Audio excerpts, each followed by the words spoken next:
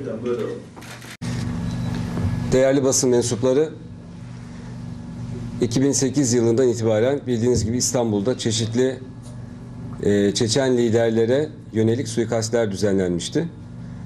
Bu konuyla alakalı olarak 2008 yılından sonra hem Cumhuriyet Savcılıkları tarafından hem Milli İstihbarat Teşkilatı tarafından çeşitli soruşturmalar ve istihbarat faaliyetleri yürütüldü.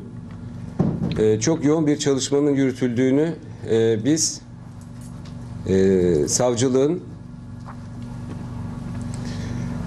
çok yoğun bir soruşturmanın yürütüldüğünü biz savcılığın hazırlamış olduğu ve mahkemeye sunduğu dosyadan artık anlayabilmiş durumdayız. Bildiğiniz gibi imkandere olarak biz bu cinayetlerin işlenmesinin hemen ardından Çeçen cinayetlerinin çözülmesi için, Çeçen cinayetlerin aydınlatılabilmesi için hem hükümetin hem de yargının elinden gelen tüm çabayı sarf etmesi gerektiğini defaatle izah etmiştik. Bu konuda çağrıda bulunmuştuk. Çeçen cinayetlerinin örtbas edilmesi endişesini taşımıştık. Ve bu endişemizden dolayı hem Türkiye medyasının hem de Türkiye kamuoyunun bu konuya hak ettiği önemi vermesi gerektiğini defalarca dile getirmiştik. Şimdi İstanbul'da 2009 ve 2011 yıllarında gerçekleşen ve 4 Çeçen'in yaşamını yitirdiği suikastler hakkında savcılık soruşturmasını tamamlamış ve davayı açmıştır. Toplam 3000 sayfaya ulaşan bu dosyada onlarca kişinin ifadesi, çok miktarda kamera kaydı, Ali Osev cinayeti zanlısı Zona'nın, ki birazdan size o video kaydını göstereceğim, katil zanlısı Ali Osev'in İstanbul'da Rus istihbarat ajanlarıyla gerçekleştirmiş olduğu görüşmenin video kaydı ve 3 farklı kayıt, yüzlerce fotoğraf ve çok fazla sayıda istihbarat bilgisi bulunmaktadır. Savcılığın, İstanbul Emniyeti'nin ve MİT'in yürüttüğü soruşturma neticesinde Çeçen cinayetleri üzerindeki sır perdesi aralanmış ve sadece bu cinayetlere ilişkin değil, yurt içinde ve yurt dışında Kafkasyalı direniş yanlısı liderlere yönelik gerçekleşen suikastler hakkında da son derece çarpıcı bilgilere ulaşılmıştır. Yürütülen soruşturma neticesinde 16 Eylül 2011 tarihinde İstanbul Zeytinburnu'nda Berhaz Musayev, Rüstem Altamirov ve Zaurbek Amriyev'in ölümüyle sonuçlanan cinayetler büyük ölçüde aydınlatılmış ve bu cinayetin failleri olan kişiler belirlenmiştir. Rus istihbaratı FSB adına çalışan Alexander Jarkov ve Nadim Ayupov isimli şahısların 3 Eylül 2011 tarihinden cinayetin gerçekleştiği 16 Eylül 2011 tarihine kadar İstanbul'da bir dizi etkinlikler gerçekleştirdikleri tespit edilmiştir.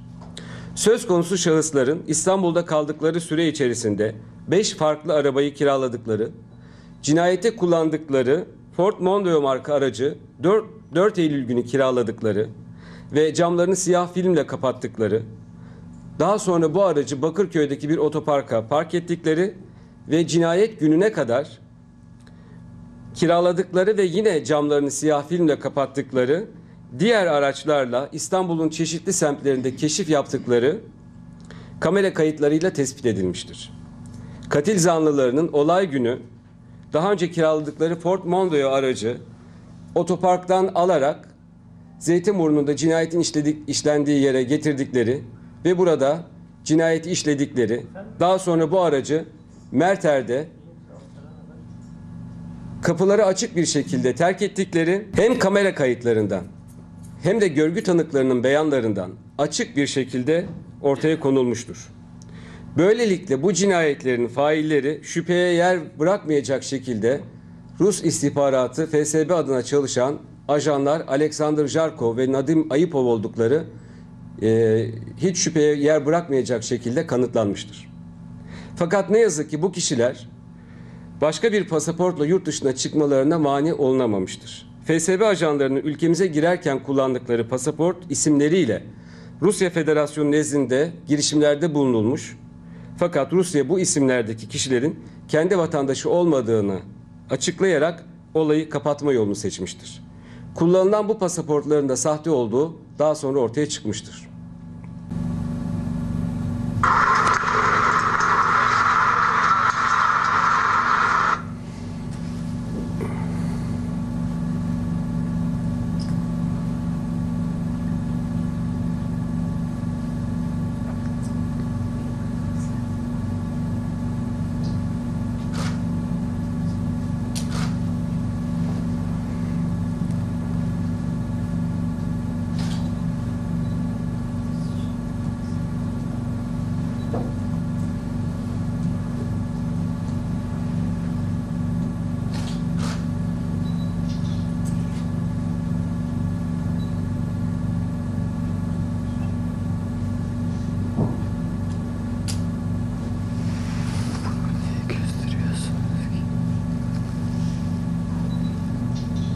Çekmiş.